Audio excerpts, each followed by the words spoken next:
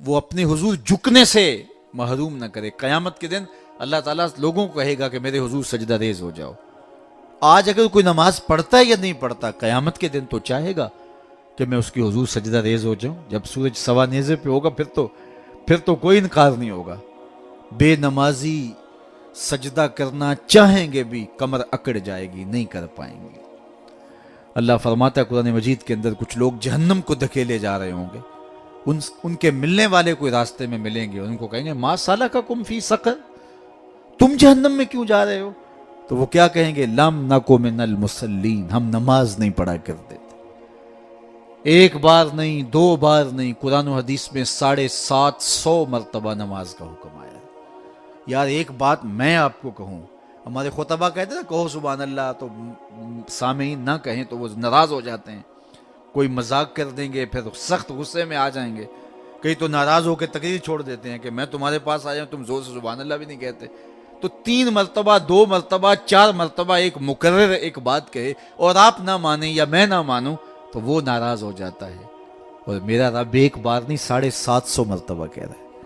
نماز کا حکم اللہ اور اس کے رسول کی جانب سے 750 مرتبہ ہے. کتنا ڈھیٹ پنا ہے کہ بندہ پھر بھی اللہ کے حضور سجدہ ریزی کی توفیق نہ پائے، اور وہ کس طرح جو ہے وہ ڈٹائی کے ساتھ اپنی زندگی گزار دے. 5 گانا نماز شعار زندگی بنا لو. یہ دین ہے، اس کو اچھی طرح سے روحوں میں اتار لو. 5 گانا نماز کبھی بھی تم سے قضا نہ ہونے پائے. اور اگر ہو سکے تو سحری کے سجدوں کی بھی عادت ڈال لو. اس وقت رحمتیں اترتی ہیں، رزق بٹتا ہے، کرم نوازیوں کا نور اترتا ہے. یہ جو آپ کہتے ہیں گھر میں ٹینشن بہت ہے، پریشانیاں بہت ہیں، مسائل بہت ہیں، اپنے بھی دشمن ہو گئے، شریکہ برادری نے مار دیا، کتنے مسائل ہیں. آپ سجدے تہجد کے ادا کرنے شروع کر دیں، روح کو قرار آ جائے گا، باطن کو چین آ جائے گا. ایک روایت میں آتا ہے حدیث پاک میں کہ جب سحری کا وقت ہوتا ہے تو شوہر اٹھتا ہے اور اپنی بیوی کو کہتا ہے اللہ کی بندی تو بھی اٹھ اور اللہ کے حضور سجدہ ریزی کریں. سارے دن کی تھکی ہوئی خاتون اٹھ نہیں پاتی تو وہ خیر وضو کر کے واپس جب آتا ہے تو چلو میں تھوڑا سا پانی لے آتا ہے اور اپنی بیوی کے چہرے پہ چھڑک دیتا ہے اور مصلی بچھا کے نماز پڑھنے لگ جاتا ہے.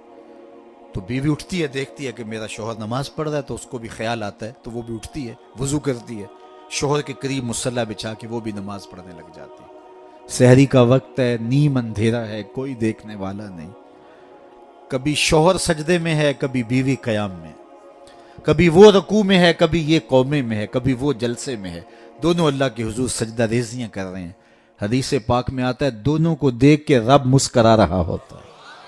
اپنی شان کے مطابق اللہ خوش ہو رہا ہوتا ہے کہ میرا بندہ اور میری دہلیز کی باندی کس قدر میرے حضور سجدہ ریزیاں کر رہے ہیں.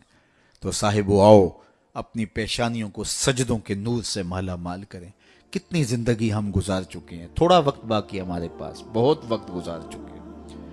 نہ جانے اٹھنے والا اگلا قدم کہاں ہے. آج موقع ہے، کل نہیں ہوگا. وقت پر کافی ہے ایک قطرہ بھی آب خوش ہنگام کا. جل گیا جب کھیت برسا می تو پھر کس کام کا. پھر پچھتاوے سے کیا، آج کا پچھتاوا کل کی بہتری کی ضمانت ہوگی. کل کا پچھتاوا حسرت اور دکھ کو بڑھانے کے علاوہ اور کچھ نہیں ہوگا. آج لے ان کی پناہ، آج مدد مانگ ان سے، کل قیامت کو نہ مانیں گے اگر مان گیا. اقبال نے کہا تھا موسم اچھا، پانی وافر، مٹی بھی زرخیز، جس نے اپنا کھیت نہ سینچا وہ کیسا دہقان. آج موقع ہے، آج فرصت ہے. وہ ایک فقیر تھا، وہ بازار میں کھڑا رو رہا تھا تو کسی نے روک کے کہا بابا کسی نے مارا ہے؟ کہا نہیں نہیں کوئی ایسی بات نہیں ہوتی. کیوں رو رہے ہو؟ کہا بس ان کے رویے نے رلا دیا. کیا مطلب؟ کہا گزر رہا تھا، ان کو دنیا میں کھوئے ہوئے دیکھا، دل میں ترس جاگا، تو میرے خیال میں آیا ان بندوں کی رب سے صلح نہ کروا دوں. تو پھر کہا میں نے اس سے بات کی تو آواز آئی لے آ میری چوکھٹ پہ، ایک آنسو سے سارے گناہ معاف کر دو. لے آ میری چوکھٹ. میں بڑا خوش ہوا، بہت خوش ہوا، اور میں نے ان سے کہا کہ آؤ اس کی چوکھٹ پہ، وہ تو معاف کرنے پہ آمادہ ہے.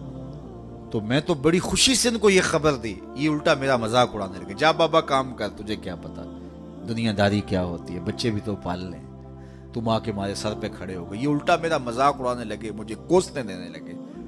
وہ تو مان رہے، یہی نہیں مان رہے. تو مجھے ان کے رویے پہ رونا آ گیا.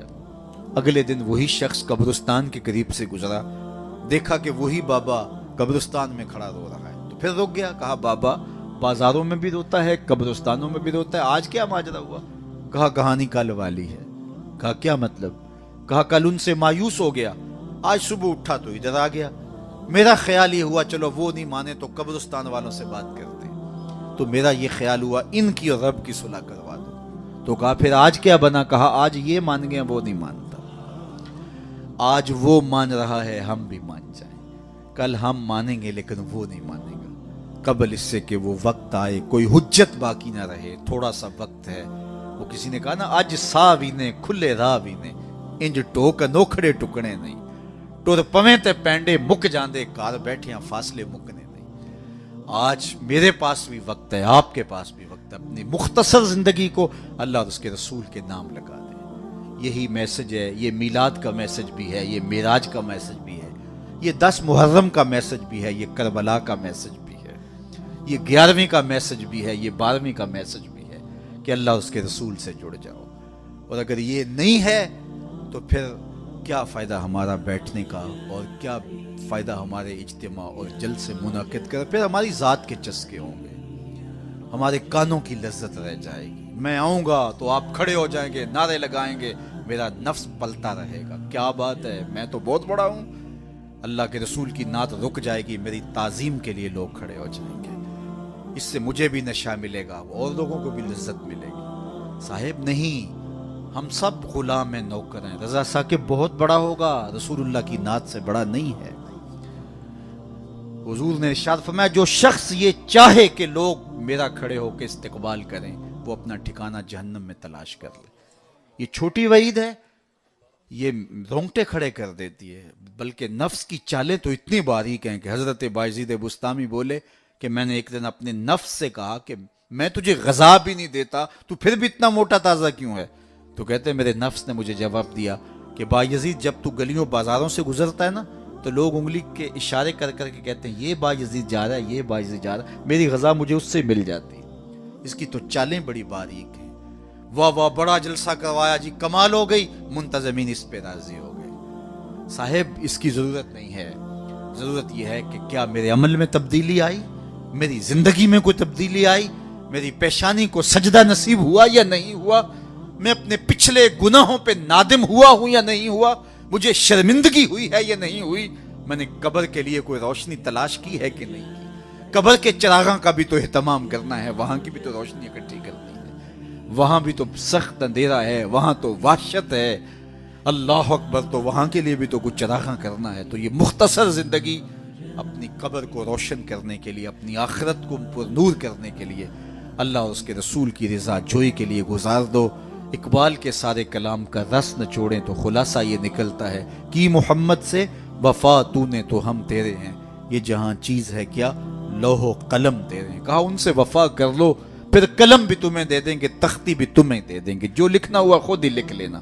پھر تیری تقدیر کے فیصلے واشنگٹن میں نہیں ہوں گے بلکہ خدا بندے سے خود پوچھے گا بتا تیری رضا کیا. شرط یہ ہے کہ جب دل کا رشتہ حضور سے جڑ جائے، قرآن اور صاحب قرآن سے جڑ جائے. آئیے میں اور آپ اپنی زندگی کو ان کے نام لگائیں. نماز عشاء کا وقت ہوا چاہ رہا ہے.